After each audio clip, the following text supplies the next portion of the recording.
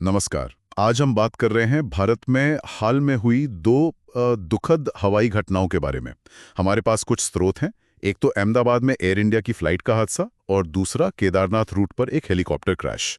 कोशिश करेंगे समझने की कि इन स्रोतों से क्या जानकारी मिल रही है, क्या हुआ, क्या पता चला है और खास बातें क्या हैं। ये सब कुछ ही दिनों के अंदर हुआ। तो चलिए शुरू करते हैं फिर। पहली घटना है 12 जून 2025 की। Air India flight AI-171। जी। ये एक बोइंग 787 ड्रीम लाइनर था। अहमदाबाद से लंदन गैटविक जा रहा था, लेकिन टेक ऑफ के बस कुछ सेकंड्स बाद ही दोपहर 1:38 के करीब विमान क्रैश हो गया। हाँ, और ये गिरा मेघानी नगर में बीजे मेडिकल कॉलेज के हॉस्टल पर। बहुत ही दुखद। बहुत ज्यादा।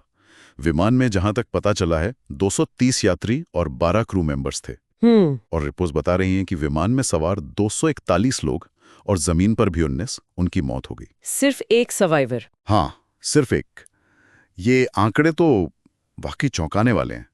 जांच किस तरफ जारी है? और हाँ, एक बात और है जिसका जिक्र है सोर्सेज में, कि हाल ही में रेगुलेटर्स ने एयर इंडिया एक्सप्रेस को मेंटेनेंस में कुछ लैप्स को लेकर, अच्छा। हाँ, और एयरबस A320 इंजन जांच के रिकॉर्ड्स में कुछ हेरफेर को लेकर भी चेतावनी दी थी। ओहो। अब ये सीधे तौर पर इस घटना से जुड़ा है या नहीं, ये तो जांच में ही पता चलेगा। पर ये सेफ्टी कल्चर पर एक सवाल तो उठाता है ना? बिल्कुल, ये चिंता की बात तो है।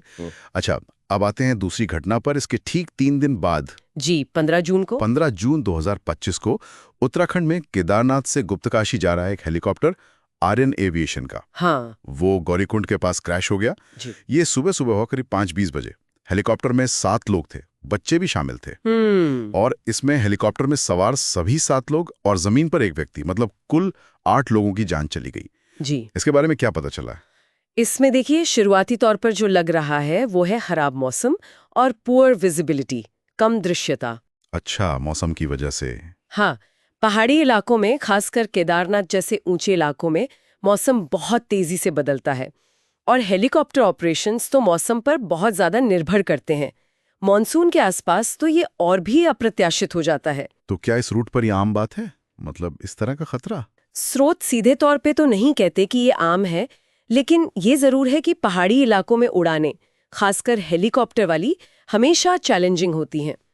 और इस घटना के फौरन बाद ही एहतियात के तौर पर 4 धाम यात्रा के लिए हेलीकॉप्टर सर्विसेज को सस्पेंड भी कर दिया गया था। रोक दिया गया था। हाँ, अस्थायी रूप से। और जांच तो चल ही रही है।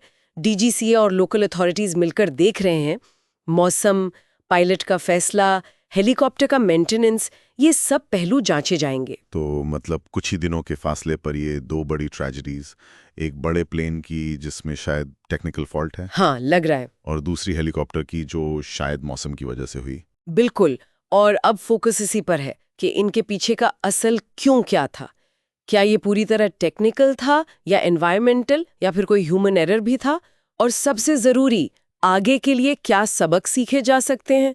सही बात है। ऑफिशियल फाइंडिंग्स का इंतजार करना बहुत जरूरी है किसी भी नतीजे पर पहुंचने से पहले। बिल्कुल। और श्रोताओं के लिए सोचने वाली बात ये रह जाती है कि ये 2 अलग-अलग तरह की घटनाएं हैं। एक शायद तकनीकी, दूसरी मौसम से जुड़ी। इनका इतने कम समय में एक ही देश में होना, हमारी जो मौजूदा एयर सेफ्टी सिस्टम्स हैं, प्रोसीजर्स हैं, जो पूरा सेफ्टी कल्चर है जी, उसकी मजबूती पर ये किस तरह के सवाल खड़े करता है। ये एक अहम मुद्दा है सोचने के लिए।